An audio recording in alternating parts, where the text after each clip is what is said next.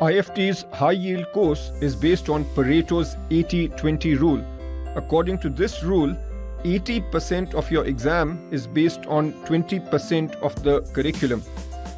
IFT's high-yield course focuses on 20% of the curriculum. So why do we call this the high-yield course? The investment here is your time, and the time you will need to spend is relatively low. The return is exam success, and when you do the high yield course, the probability of passing the exam is high. So in that context, this is a high yield or a high return course. But as with any high yield investment, there is also risk that you need to be aware of. So if you are time constrained, then the high yield course makes a lot of sense. On the other hand, if you do have time, then I would recommend that you do the regular course and then cover the high yield material towards the end as part of your final review. The high yield course has three components: high yield lectures, high yield notes, and the high yield Q bank. With the high yield lectures, we spend an average of 15 minutes per reading. Here we focus on the most important concepts. We do not give detailed explanations. What we do here is largely read from the high yield notes. So in that sense, the high yield lectures are closely linked with the high yield notes. Those who prefer reading rather than listening to lectures can simply go over the high yield notes. Here we have the same points as the lectures. There is just a little more detail, plus we also have a few more worked examples.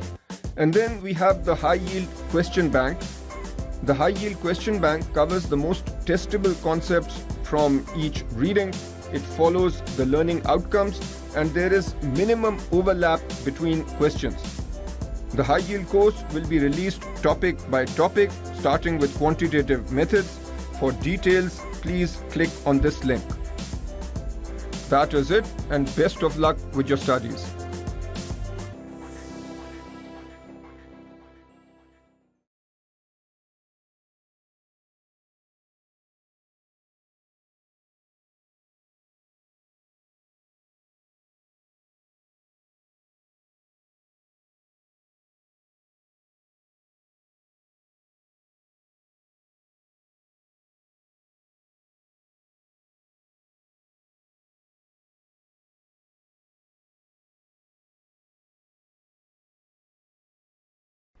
Cost of capital. The weighted average cost of capital, or WACC, is the overall cost of capital for a company.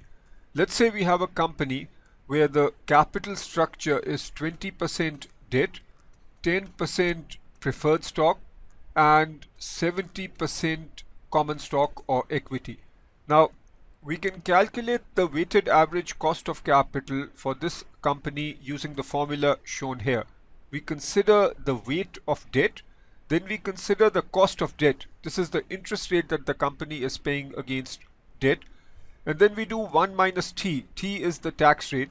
This is because interest payments are tax deductible. That's why we do 1 minus T. And then the weight of preferred shares times the cost of preferred shares plus the weight of equity times the cost of equity. In this case, we are also given the before tax cost of debt, the cost of preferred stock, and the cost of equity. Notice that with preferred stock and equity, the payments made by a company are not tax deductible, so here tax does not come into the equation. We are required to calculate the WACC. The tax rate is 30%, so we simply plug into this formula, and here is what we do. When we plug in the numbers, we get a weighted average cost of capital of 10%. This 10% represents the required return or opportunity cost for the firm as a whole.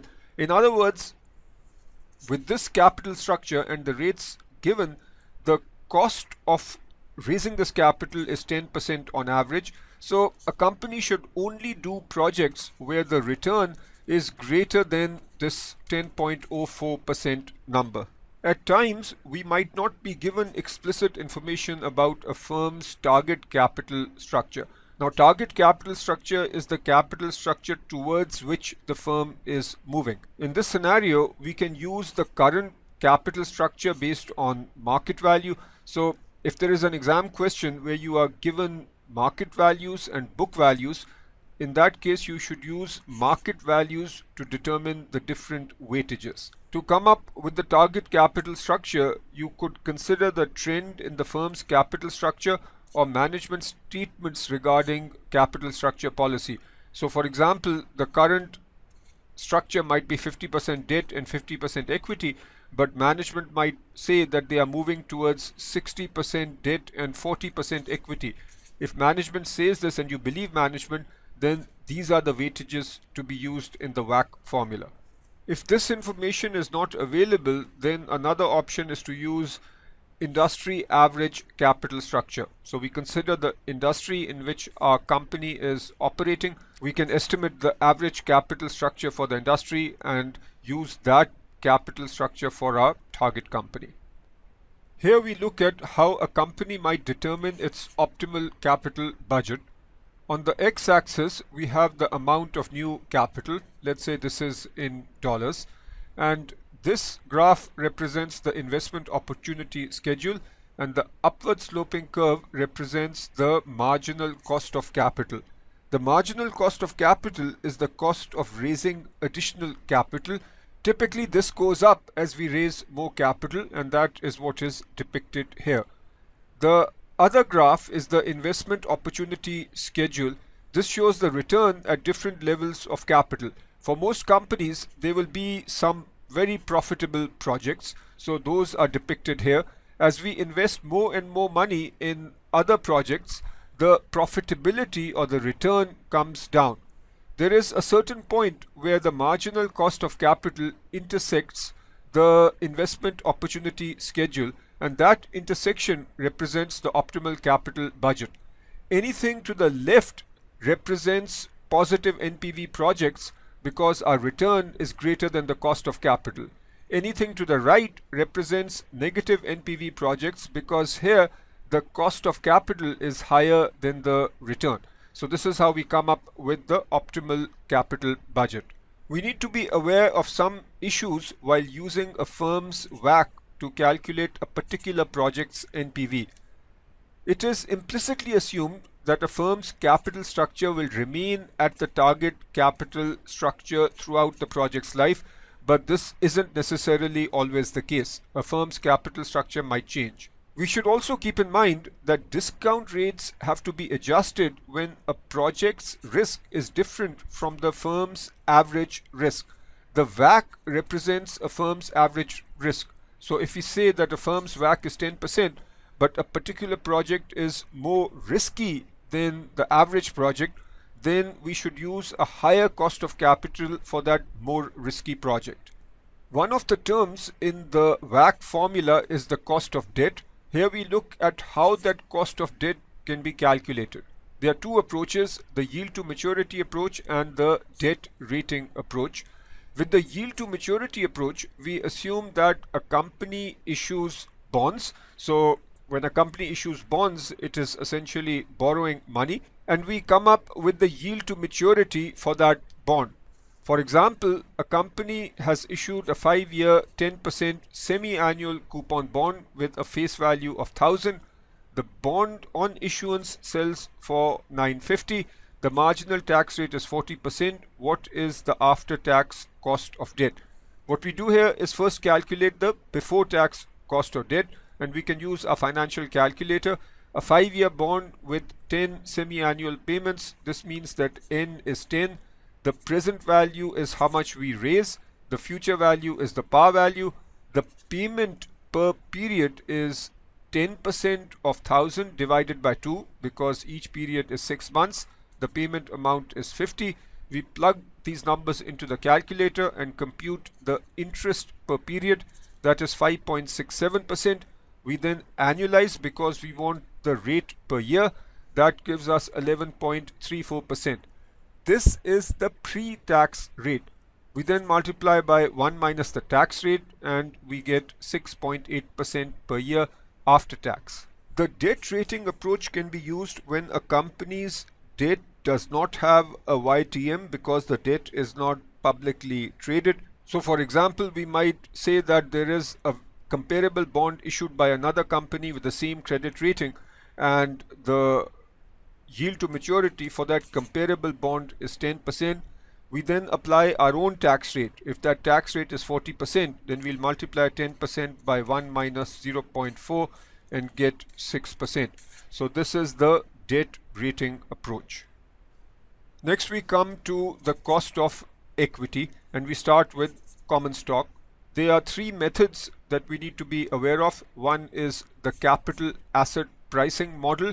Here the cost of equity is equal to the risk-free rate plus beta. This is a measure of the systematic risk of our stock times the equity risk premium. This is the expected return on the market minus the risk-free rate. You will be given these numbers and you can estimate the cost of equity. Another method is to use the dividend discount model. So here, for example, if we are at time 0, the dividend for our upcoming year, let's say, is $5. The price of the stock, let's say, is $100, and we expect this stock to grow at 3%. According to the dividend discount model, the cost of equity is going to be 5 over 100 plus 3%. So that's 5% plus 3%, which is 8%. Sometimes the growth rate might not be explicitly given, but the problem might say that the retention rate is 60% and the ROE is 10%. We can then estimate the growth rate by multiplying these two numbers together. So in this case, that would be 0.6 into 0.1, which would be 6% or 0.06. Another method is the bond yield plus risk premium method. Here we estimate the cost of equity by using the bond yield and then adding a risk premium associated with equity. So if the bond yield is, let's say, 10%, and we believe that the risk premium associated with equity is 2%, then this method gives us 10% plus 2%, which is 12%. We now move to preferred stock. The cost of preferred stock is the preferred dividend per year per share divided by the market price of preferred shares. If we have a company where the current market price is 200 per share and the preferred dividend for the year is $10 per share, then the cost of preferred stock will be 10 divided by 200, which is 5%. Here we look at the calculation of beta or systematic risk for a private company or a particular project. The method used is called the pure play method, which has 3 steps. Step 1 is to shortlist a comparable publicly traded company. So for example, we might have a project or a private company and we identify a publicly traded company. For that publicly traded company, we need to know the tax rate, the debt to equity ratio for this comparable company, and the equity beta. Step 2 is then to compute the unlevered beta. What this means is that this comparable company has a certain leverage because the debt to equity ratio is 1.2. We want to see what is the beta if there were no leverage. That beta is called the unlevered beta. It's also called the asset beta. The formula for the asset beta or the unlevered beta is shown here. We start with the equity beta, and then we know that the asset beta is going to be less than equity beta, because when there is no leverage, then the risk is going to be lower. So we start with the equity beta and multiply by a number that is less than 1. So it's beta times 1 over 1 plus the debt to equity ratio, and since debt is tax deductible, we multiply the debt component by 1 minus t. Now when we plug these numbers into the formula shown here, we get an unlevered beta of 0.98. We then come to step 3. So here we go back to our private company or our project. We consider the tax rate, the debt to equity ratio of our company, and here is the formula. So the equity beta, now this is the equity beta for our private company. We start out with the asset beta, which we've calculated here.